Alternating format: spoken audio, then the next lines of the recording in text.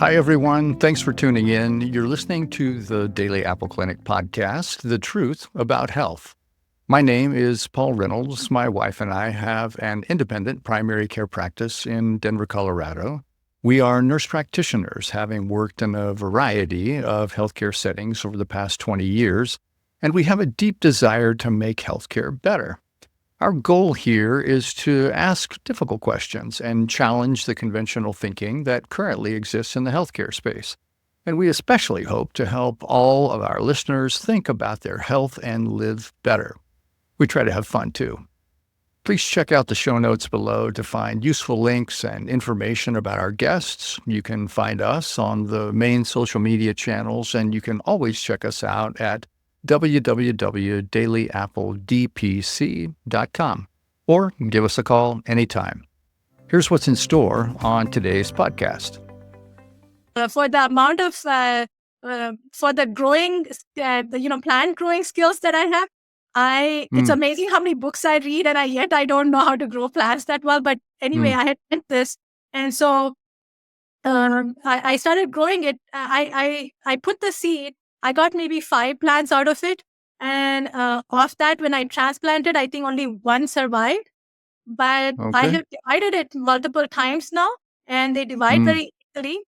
And it gives me, green leafy vegetable all year, all summer, spring to fall. I have green leafy vegetables. The other one I grow is called salad burnet, which is also another supposedly herb. It has some fuzzy leaves, and the leaves have taste. The taste tastes like cucumber, but it is a fuzzy.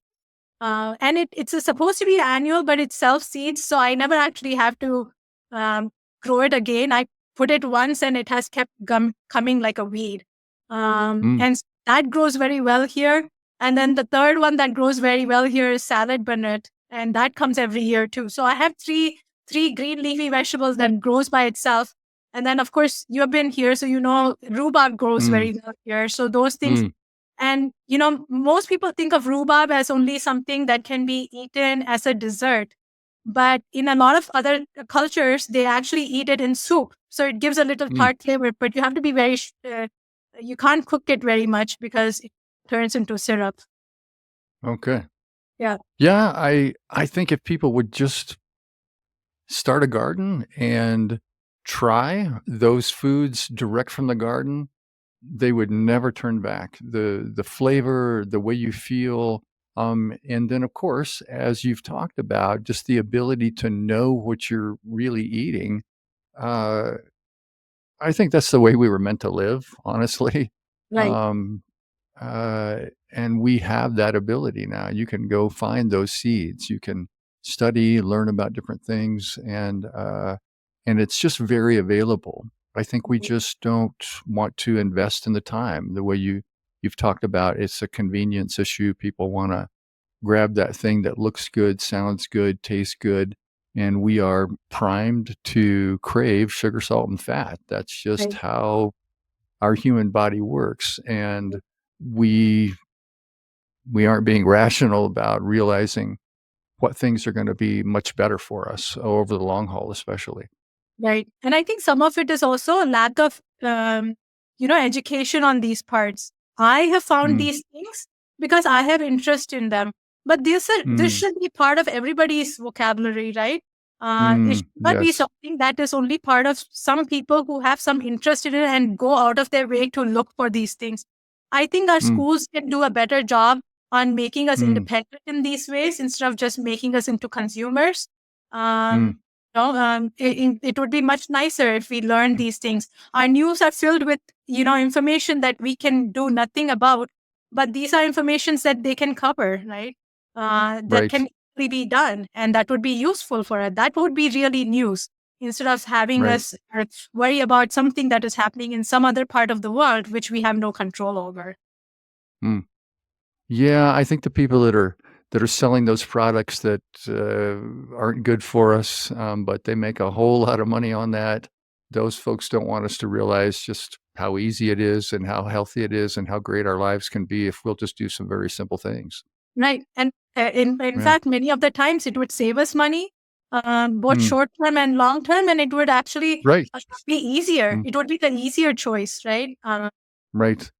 Okay. So what about exercise? For people who say hate exercise, how Right. could they how could they do more of that? Reframe it as something that's more enjoyable. Sure. When we are little, we never call it exercise because we Right. exercise with Play. some pain. They call it play, right? And they Mm-hmm. love to play for hours.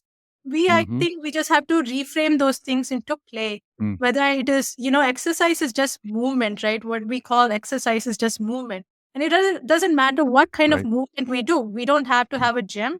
We don't have to have Mm-hmm. equipment, which are boring.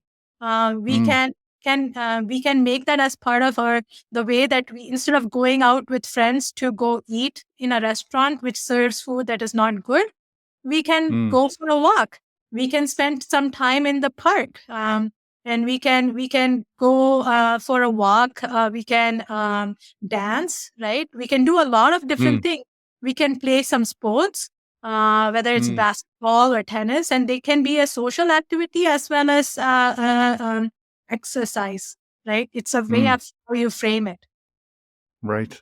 We tell our patients the very same thing. We tell them the healthiest, longest lived people in the world, they do not go to the gym. They just move all day long. They're just very active. Right. Um, and that's the honest to goodness truth. So so exercise. So what's of all those different things you mentioned, what's probably the most underrated form of exercise that gives you the biggest bang for your buck?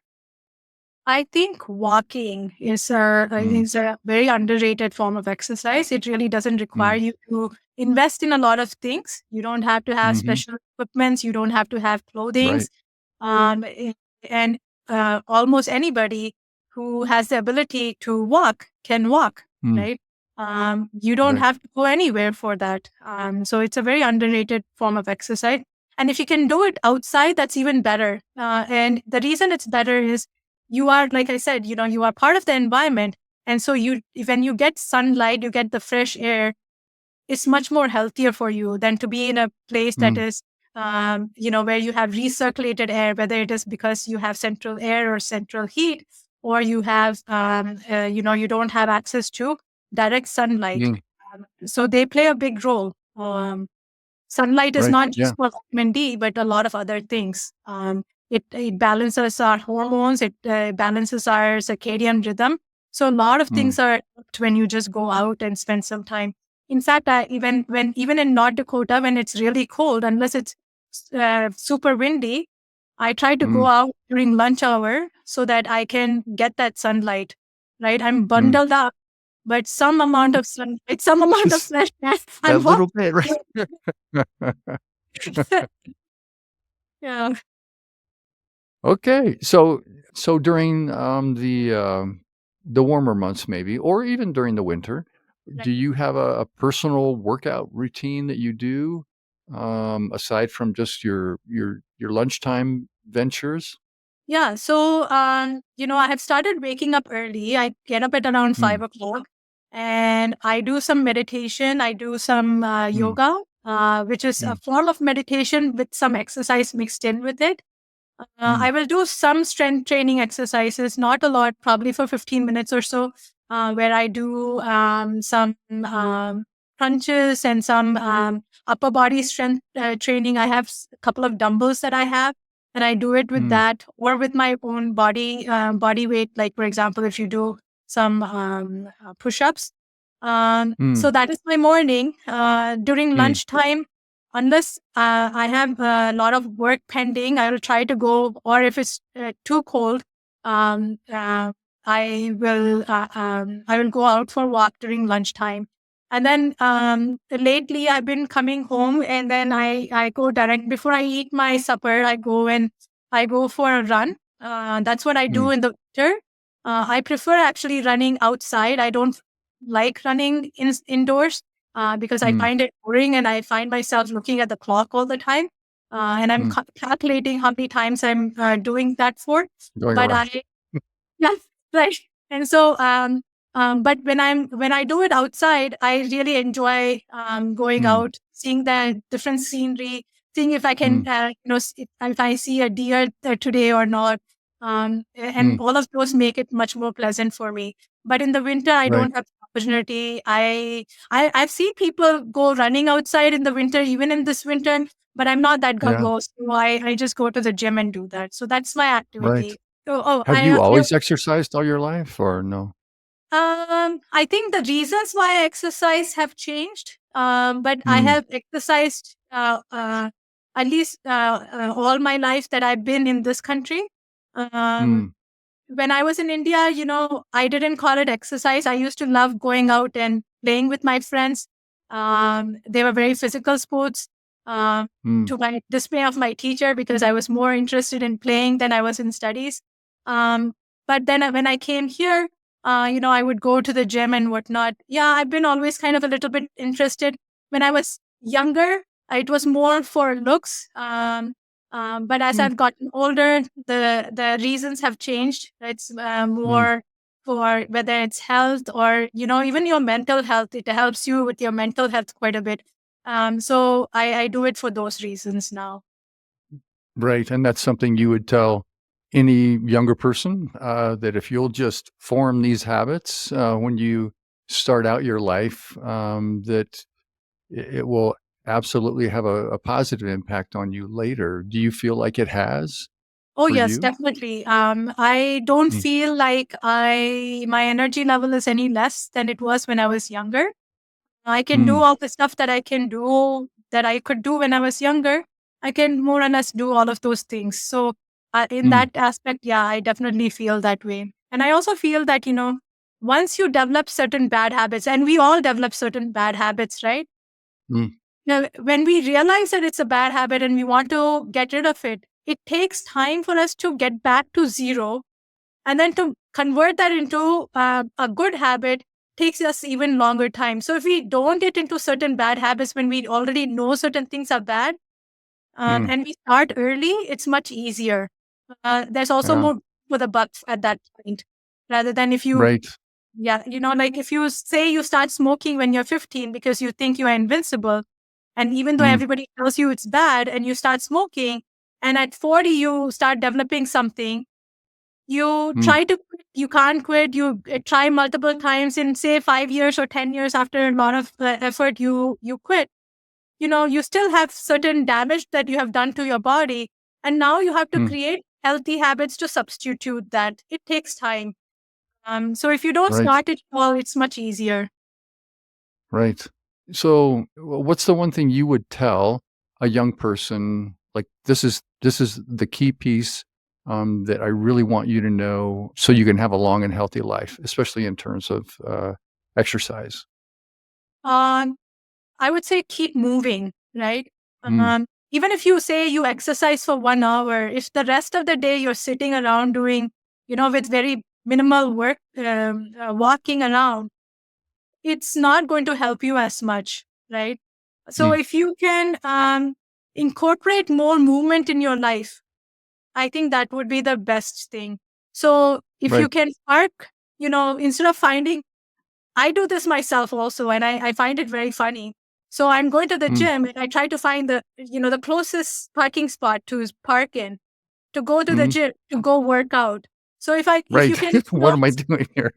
if you can park a little bit further away, and it would make it easier to find your car too, it would be Mm. good. And it would put in more Right. movement into your life.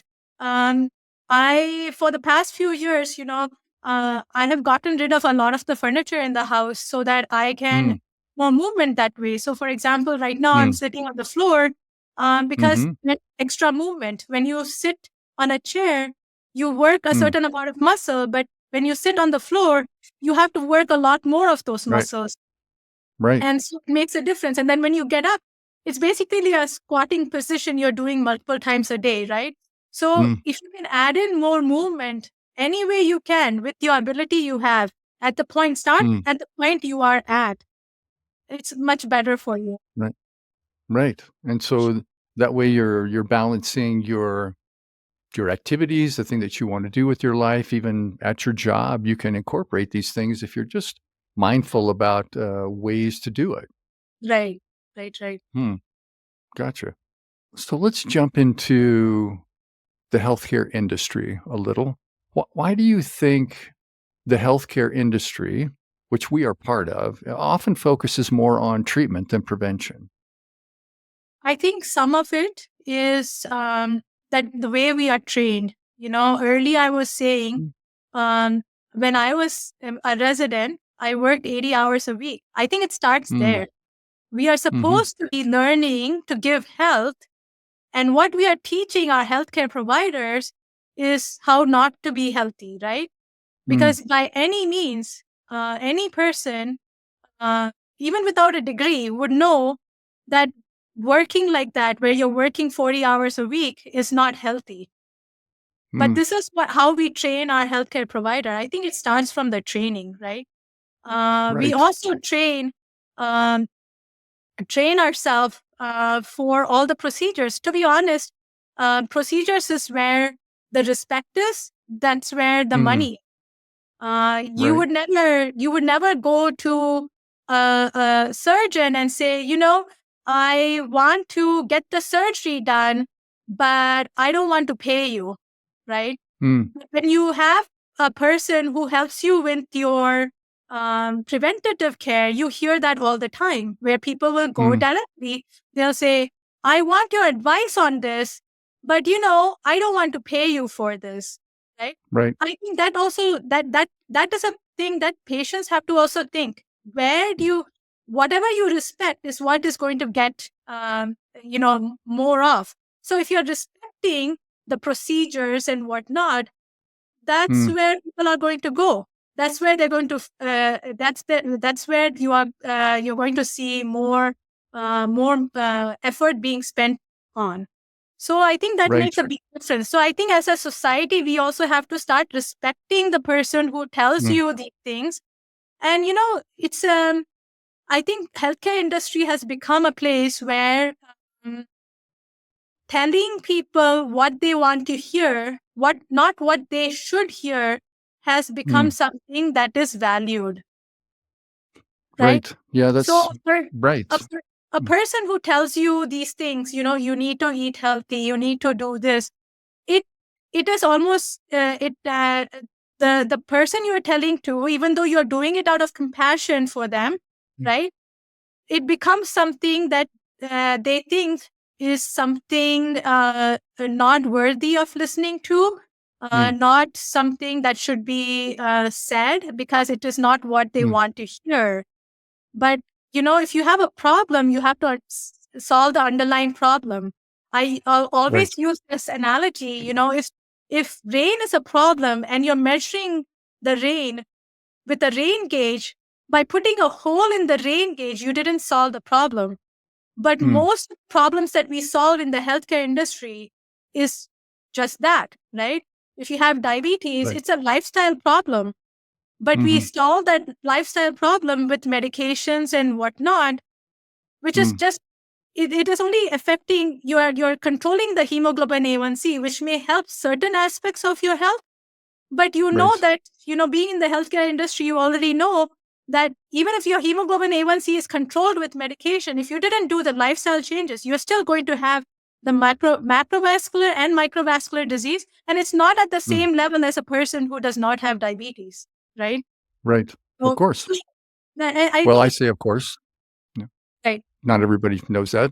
But, so yeah, this is something that, the medical community really doesn't talk enough about, especially when it comes to preventative care. It's really it's probably more valuable than any other care out there, but it gets treated like, "Hey, we're just friends. I'm just giving you some advice. Just wanted you to know this." Whereas it really needs to be something that is integrated into a person's life, especially early on, that Right. they be trained, they be educated, and they learn that this stuff it's worth paying for. It's worth being reminded about. And rather than trying to solve the problem after the fact, Right. after it's really too late. And the pharmaceutical companies, do you think the pharmaceutical companies intentionally downplay the importance of lifestyle changes? Oh, yes, definitely. Because Mm, that would increase their profit, right? If you right. don't get better, even something as simple as well, I wouldn't say it's simple, but even something as obesity, now we are treating it with medication, which, has so many side effects, but that's how we are treating it. And that is part of our guideline, Right. is to treat it Right. that way. So if someone If comes in and the guidelines are changed to their liking, that you as a provider, really. sometimes it's hard to even fight that, right? And now a word from our sponsor, the food industry. Feeling healthy? Well, the food industry says not so fast. Introducing ultra-processed everything, packed with mystery ingredients, sneaky sugars, and a sprinkle of regret. Looking for fiber? Here's a fruit-flavored marshmallow instead. Protein? How about this soy isolate surprise wrapped in plastic? But don't worry, at the Daily Apple Clinic podcast, The Truth About Health, we're peeling back the wizard's curtain to help you dodge the tricks and eat like your health depends on it. Spoiler alert, it does. Listen now and learn how to outsmart the food industry one real meal at a time. Trust us, your taste buds and your pancreas will thank you. Right, right. So if you were in charge and you could design the perfect healthcare system, what would that look like? I think if I could design a perfect healthcare system, it would be that the education starts early, right? That you started in school, you put it in the news. It should be a second nature to everybody that these things are not done. It shouldn't be. It would also start in the grocery store, that many of these stuff it's not illegal to make them yourself, but that they are not sold. And then once you go into the doctor's office, there is a certain expectation that the patient should also expect, and there's a certain amount of reciprocity that the provider also has, right? So the patient should also expect that their doctor is not a friend who is going to affirm everything that they're saying, that they're going to give them advice, and then the doctor should be knowledgeable enough in those things to be able to give proper advice also. Right. So how do you respond to patients who don't want to change their habits? They just want the quick fix. In order, it's the same way for everybody, right? You cannot change somebody who doesn't want to change. You can only change the person Horses and water. So you can show the way, but if someone doesn't want to learn the way, that's completely that's their choice. Right. But you try to be compassionate. What's the most challenging aspect of balancing compassion with the reality of giving that tough health advice? Yeah, I think it depends on the definition of what compassion is. If compassion means, that person liking you or liking what you're saying at the moment, or that person benefiting from them, those are two different ways of showing compassion, right? One, I would say, is not really compassionate. It is more for your benefit. And the other is real compassion. For example, if I was compassionate to my child, I would tell them when they're doing something wrong. I wouldn't affirm everything that they're saying. And the same way, if someone is doing something that is hurting them, the real compassionate thing would be to tell them and teach them that is hurting them, and not to affirm those things. Yeah. Right. Tough love, but it's still love. I actually care about you. I really do want you to live a better life. Right. So what's the most common health issue that you see that's entirely preventable? I think many of the metabolic diseases are that is the bread and butter of my practice, and really, I think most of them are preventable. A lot of times, people think it is genetics. Genetics is what I would say, like putting a bullet in a gun, but you have to pull the trigger, right? And what we do to ourselves is what is pulling the trigger.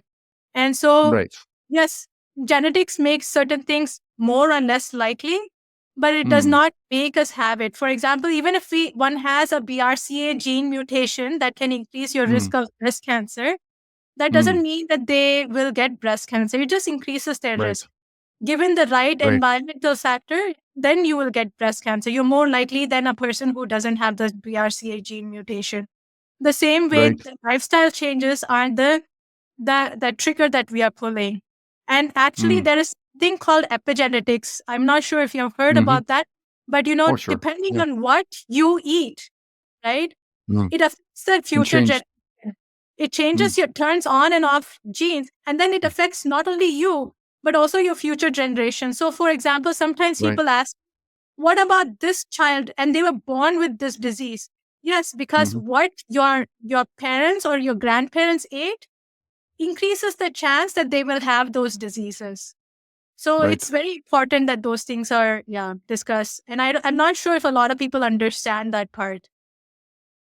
Yeah. Most people just get it generally as a nature versus nurture. Yeah, I've got this susceptibility now, but I've read quite a few studies, and most of what I've read indicates that somewhere around 50 to 70% of what happens to you, your health, how well you fare in life, is based upon your environment, the environment you place yourselves in, and what how you interact with it. In other words, the food that It's you're eating, the air that you're breathing, the water you're drinking, the plastics you're exposing yourself to. great. And So it's genes also, are what we are, but really not that much. yes. And I Yeah. understand that some of the environment you don't have control over, right? Because it's a Mm, collective. But right. then a big chunk of that is also something you do put in. Mm, You are exposing yourself to. So it's very right. important that we pay attention. Small things around the house, whether it is Mm, candles that we burn that have smell to them. Those are toxins. The mm, cleaning equipments we use, the lawn chemicals we use, and we have to make certain decisions, right? Because our mm, society is set up in a way that these things are normalized and these things are what are expected. But then mm, if you really value your health and or the environment, right? You have to mm, make certain tough decisions. right. Do you look at social media much? Any of the Facebook, TikTok, any of that kind of thing, Instagram? Yeah. So, unfortunately, that is one of my weakness. I Mm, don't do Facebook and Instagram and things like that, but I love spending hours on YouTube videos. Um, okay. I think that you do learn some stuff from it, but I think we also tend to see the things that affirm what we already Mm, know. right. So I think the amount of stuff you learn is Mm, maybe not as much as you think because you are. First of all, it feeds you things that you are already seeing and it bases mm, on that. And then you tend to watch things that you agree with to begin with. So I think, right. I do see quite a bit of YouTube. Yeah, I look at the stuff and I think to myself, well, it depends, obviously, but I read some things, even in the news, through the news feed. I'm constantly saying, nope, don't need that channel anymore. Don't need that one. I just keep turning them off Yeah. because I read an article and I think, I can't believe that person wrote that. Did a person really write that? Was that just some AI thing that got kicked out there? As Because in it just you either are, doesn't make yeah, yeah. go ahead. It just it's crazy. It's just almost it feels like I'm reading something that, God bless him, but an insane person is writing. It makes no logical sense. It doesn't seem rational. Yeah. And then I look at some stuff where some people are just allowed to say apparently whatever they want about anything they want. And people watch that, they listen to it, are attracted to it. And then the social media platforms themselves are clearly designed to bring us into them. They're Right. set up with timing, with follow up, with AI that will chase you down. Once they find you looking at something for more than a few seconds, And then they you'll have will all the increase your articles affirm the same thing that you were seeing. Yeah. right, right. Just an echo chamber. Yeah. But I don't know what the good solution What do to we do that. about that? Yeah. Not sure because if you start um, policing that, what is going to Mm, happen is the person who has the most amount of money who can fight those things is mm, going to be the one whose views are considered the right views. And, our industries have a lot more money than you and I. So those are Mm, the words that are going to be, those are the views that are going to have the approval. And so I mm, think that may over and long, even though it seems, counterintuitive, I think policing that would cause more problems, more harm than it would benefit people, mm. unfortunately. Right. We've just got to do our best to share what we believe is true and how to help people in ways that are simple, easy to adopt, easy to understand, and that will, again, create the biggest benefit for them if they'll just do one thing. We always encourage people to just start slow. We just talk about 6-pillar health types of things. And we say, just pick one, just make a little change, just try that for a week and then move to another one and just make some little changes. And let's see if you can kind of turn that ship very slowly and move in the direction to the point on the horizon where you really want to go. Sure. I Yeah. was reading this book. I read a lot of books on self-care and health and Mm, whatnot. And one of the books that was some of the things that stuck to me as far as, doing these things are very similar to what you're saying is mm, that say you want to start exercising and you don't exercise at all. You mm, will just decide that every day you will get up at a certain time and you'll just put on mm. the shoes. You don't have to go to the Right. gym. You don't Just, actually have to exercise. You just put on the shoes. And what happens mm-hmm, after a while is that you then go to the gym. You maybe mm, make one round and come. And slowly, mm-hmm. the point is not that that procedure actually helps your health directly, but then Just you are the habit. creating habit. And that Mm, habit, it's kind of like, a lot of times people will say, I don't have time for this. The thing mm. is, you have to make it part of your lifestyle. So I don't hear a lot Right. of people saying, I don't have time to brush my teeth. They just brush their teeth. It Right. matters whether you like it, you don't like it. I mean, I don't think that, brushing my teeth is something I enjoy, but it's something I just do. And that's what these kind of things have to become. It's just something you do, whether you like it or not. So it's not something that you have to motivate yourself. It's a discipline that Mm, you create. So it's a habit you right. create and you do it whether you like it or not, whether you have things to do or not. This is what you have to finish. And then if you have Mm, time, you can do all the other stuff. right. That sounds like a very big, broad, important health philosophy. If you had to sum up your health philosophy in one sentence, what would it be? I think a lot of it is discipline. Discipline is very important. You Mm, cannot motivate yourself to do anything, right? Not at least not for mm, a long period of time. But you can have a discipline. So a lot of my whenever I learn something new and I want to incorporate that, I have to mm, make it as part of my routine. And once it becomes a mm, part of routine, I never have to actually think about it. It's mm, just something I do, and I think that is very important. mm. What about the future? What's one project or goal that you're excited about for the future? Um, let's see. I'm always working constantly on trying to improve myself. So there are Mm, few things that I have my own weaknesses on, whether even on in diet. For okay.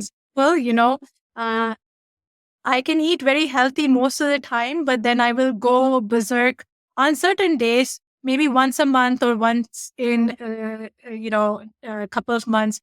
I might go berserk on certain things. For example, I had this thing where I would eat desiccated coconut just by itself. And Okay. I probably would eat a cup of it in one sitting, right? By Okay. no means would that be a healthy thing. Or I don't know if you know what ghee is. It's called clarified butter. You take butter and you Oh, heat I it up think I for have. Yeah. yeah. Mm. So butter Did you actually mix the 2 together or no, no, no. I make my own ghee, and what you do is okay. you the butter and you heat it up to a bit till the Mm, butter actually has. It's not just pure fat. It's fat mixed in with milk solids. And so what okay. ghee is pure fat. It's just you get rid of the butter, the milk fat. It Mm. settles to the bottom, and then you have Mm. some that's a little bit more.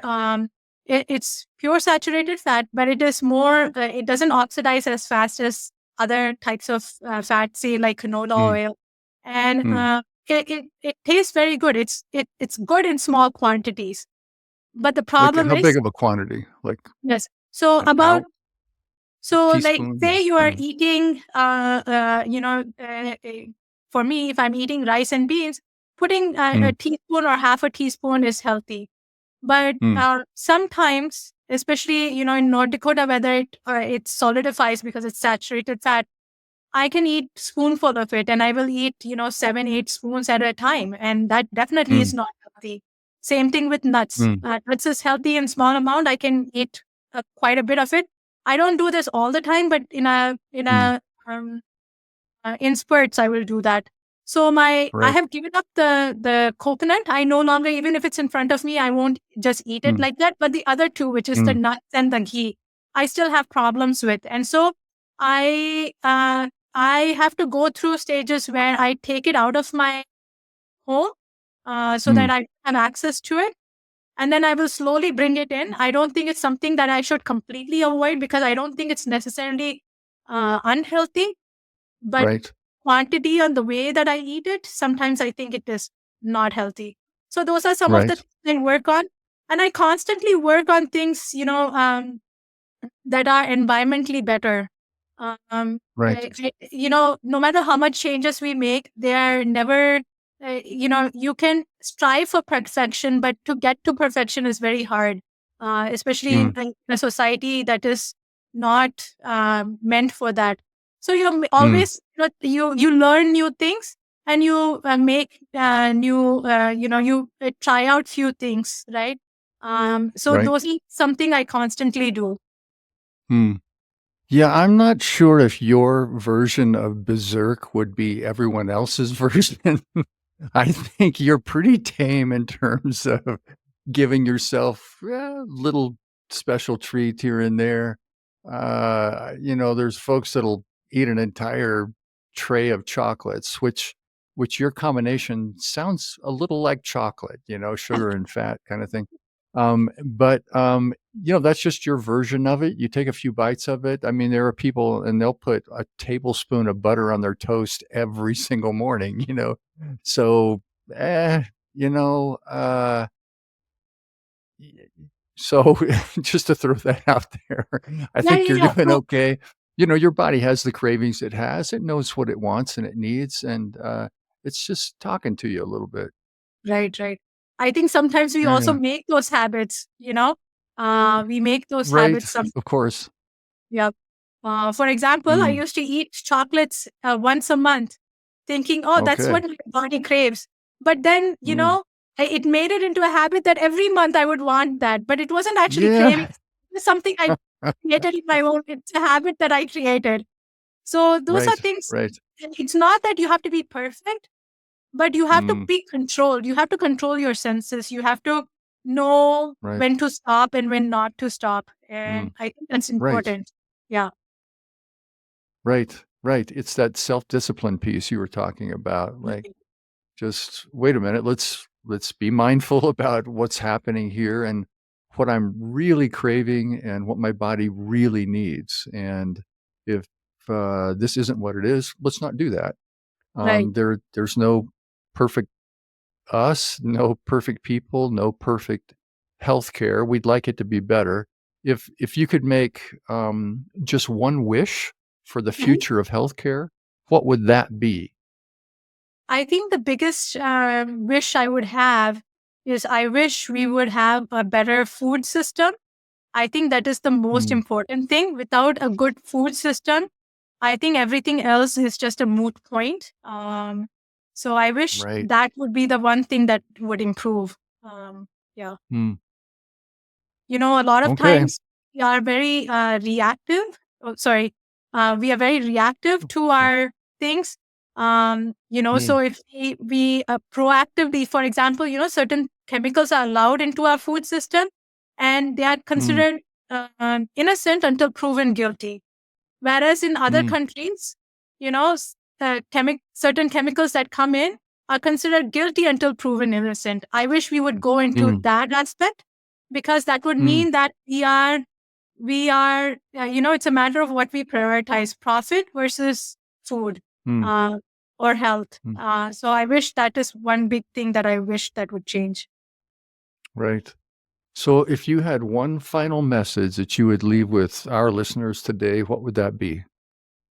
I think that we all can do, we are capable of doing these things.